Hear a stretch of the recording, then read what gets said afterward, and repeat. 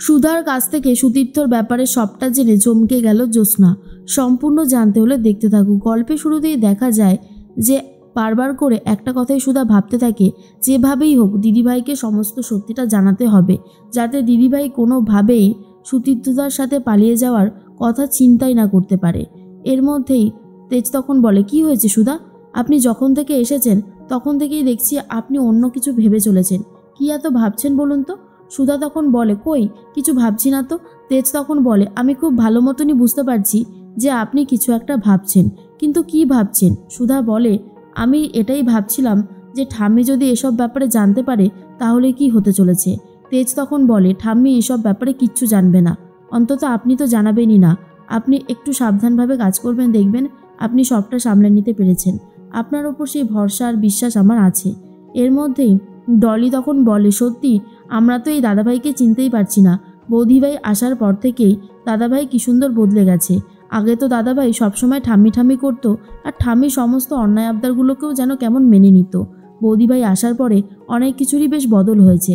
সমুদ্র তখন বলে, আচ্ছা আচ্ছা ঠিক আছে, এবার তো সবটা বুঝতে পেরেছি, এবার চলো আমরা যাই, দাদাভাই আর বৌদিভাইকে একটু ফ্রেশ মাইন্ডে ছেড়ে দিয়ে যাই, চল চল চল আমরা এই ঘর থেকে যাই।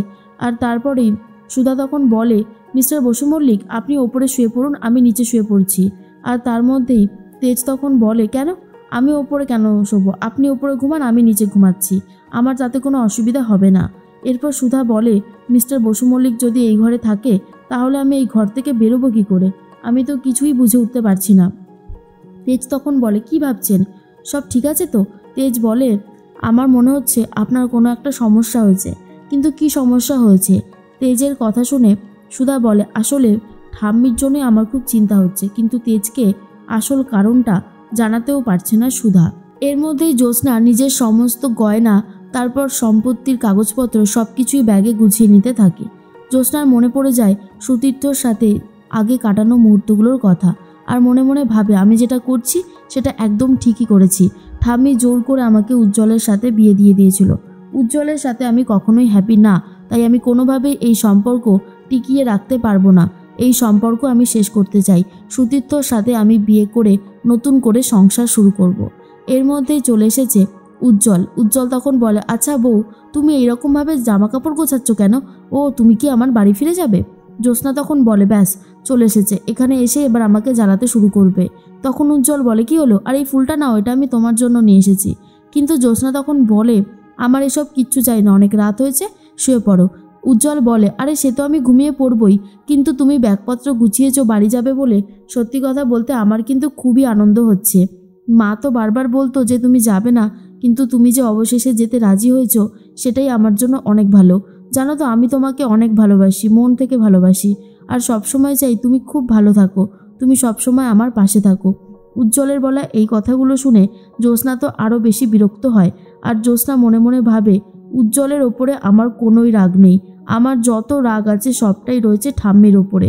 ঠাম্মির জন্যই আমার সবথেকে বেশি রাগ হয়। জানতো ঠাম্মি খুব ভালো মতনই জানতো যে আমি সুতীর্থকে ভালোবাসি, তারপরেও কি করে একটা অন্য ছেলের সাথে আমার বিয়ের ব্যবস্থা করতে পারে, বিয়ে দিতে পারে? আমি কি করে অ্যাডজাস্ট করব সেটা একবারও ভেবেছে? তাই আমিও আর ঠাম্মির কথা ভাববো না। আর ঠিক তখনই জ্যোৎস্না তো ব্যাগপত্রগুলো গুছিয়ে নিয়েছে, আর উজ্জ্বল ঘুমিয়েও পড়েছে। জ্যোৎস্না ভাবে, উজ্জ্বলকে আমি ঠকাতে চাইনি, যেহেতু এখানে আমাকে কিছু করার, আমি কিছু করতে পারবো না, আমাকে তার জন্য যেতেই হবে। আর আমি তো সুতীর্থকে বলেও দিয়েছি। এর মধ্যেই সুতীর্থ কথা বলতে থাকে ইমনের সাথে। সুতীর্থ ইমনের সাথে কথা বলে, আর ইমন তখন বলে, টাকার ব্যবস্থা আমি করে দিতে পারবো, কিন্তু আমার জন্য একটা কাজ করে দিতে হবে তোমাকে। সুতীর্থ বলে, সত্যি ইমন, সত্যি তুমি ব্যবস্থা করতে পারবে? ইমন তখন বলে, হ্যাঁ কেন পারবো না, আমি সবটাই খুব ভালো মতন ব্যবস্থা করে দিতে পারবো। এই দেখো আমার কাছে কিন্তু একটা প্রমাণও আছে।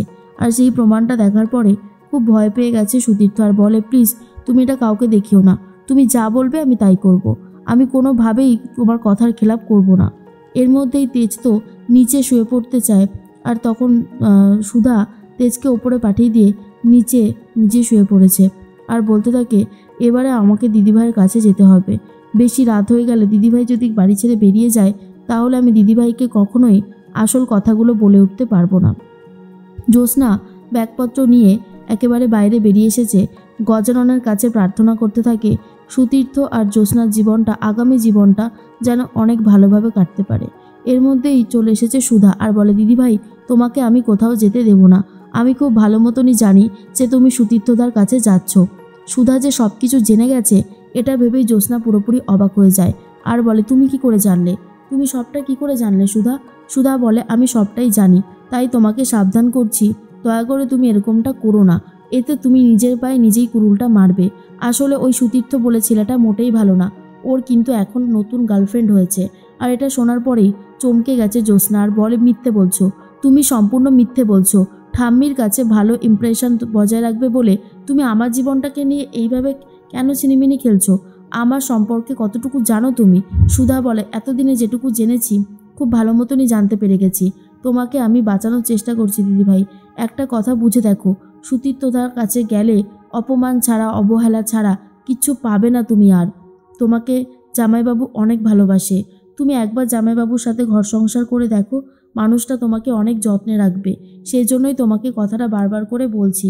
কিন্তু জ্যোৎস্না একদমই সুধার কথা শুনতে চায় না। সুধা জ্যোৎস্নাকে যেতে দেবে না বলে ঠিক করেছে। তার মধ্যেই সুধার হাত থেকে জ্যোৎস্না নিজেকে ছাড়ানোর জন্য সুধাকে এমন ধাক্কা মারতে থাকে যে সুধা পড়ে গেছে আর পড়ার সাথে সাথে অজ্ঞান হয়ে গেছে। পুরো ঘটনাটা তরিটা ওপর থেকে দেখতে শুরু করেছে আর তরিতা মনে মনে ভাবে, বেশ হয়েছে, এবার দেখ কেমন লাগে। এরপর ইমনকে ফোন করে জানিয়ে দেয় যে দিদিভাই এখান থেকে বেরিয়ে গেছে। আর তারপরেই ইমন নিজের কাজ শুরু করে দেয়। কিন্তু জ্যোৎস্না মনে মনে ভাবে সুধার অবস্থা এরকম করতে সে চায়নি, সিচুয়েশানে পড়ে এমনটা ঘটে গেছে। তার মধ্যেই তেজের ঘুম ভেঙে গেছে আর বলে, এ কি, উনি এভাবে চাদর মুড়ি দিয়ে শুয়ে আছে কেন? সব ঠিক আছে তো? চাদর সরিয়ে দেখে নিচে কেউ নেই। সুধা যে পালিয়েছে সেটা বুঝতে পারে তেজ, কিন্তু এটা ভাবে এত রাতে উনি আবার কোথায় পালালো? উনি যে কি করে না বোঝার উপায়টুকু নেই। এরপর জ্যোৎস্না বলে, একেই এত রাত, তার মধ্যে এত গয়না সম্পত্তি দলিল নিয়ে যাচ্ছি, গাটা কেমন যেন ছমছম করছে। কিন্তু গজানন, তুমি তো জানো আমি তো এইভাবে পালিয়ে যেতে চাইনি, আমাকে তো বাধ্য হয়ে পালিয়ে যেতে হচ্ছে। তবে একটা ব্যবস্থা আমি ঠিক করতে পারবো। সুতীর্থ যদি আমার সাথে থাকে তাহলে কোনো কিছু করাই আমার পক্ষে অসম্ভব ব্যাপার না। এর মধ্যেই সুধার জ্ঞান ফিরে এসেছে। সুধা তো একেবারে অজ্ঞান হয়ে গেছিল। শিলাদি এসে সুধার জ্ঞান ফিরিয়েছে। সুধা তখন বলে, দিদিভাই কোথায় গেল? না না, দিদিভাইয়ের কোনো সর্বনাশ হতে দিলে চলবে না, দিদিভাইয়ের পাশে আমাকে দাঁড়াতেই হবে। এই বলেই সুধা আবারও ছুটে যায়। অন্যদিকে ফোনটেদা আর একজন গুন্ডা জ্যোৎস্নার হাতে এত বড় একটা ব্যাগ দেখে, গলায় এত দামি দামি সোনার চেন দেখে বুঝতে পারে এখান থেকে এই জিনিসগুলো নিতে হবে। তাই গুন্ডাগুলো জ্যোৎস্নার পেছনে ফলো করতে থাকে আর ব্যাগটা ছিনিয়ে নিয়ে নেয়। জ্যোৎস্না তখন বলে, ব্যাগ, আমার ব্যাগ দিয়ে যাও। আর ঠিক তখনই চলে এসেছে সুধা। এসে ফোনটেদাকে তো মারতে শুরু করে। গুন্ডাগুলোকে বিভৎস মার মেরে ব্যাগটাকে উদ্ধার করে নেয় আর বলে, এই যে দিদিভাই তোমার ব্যাগ, তোমাকে আগেই সাবধান করেছিলাম কিন্তু তুমি শুনলে না, দেখলে তো কথা না শুনলে কত বড় বিপদ ঘটতে পারে।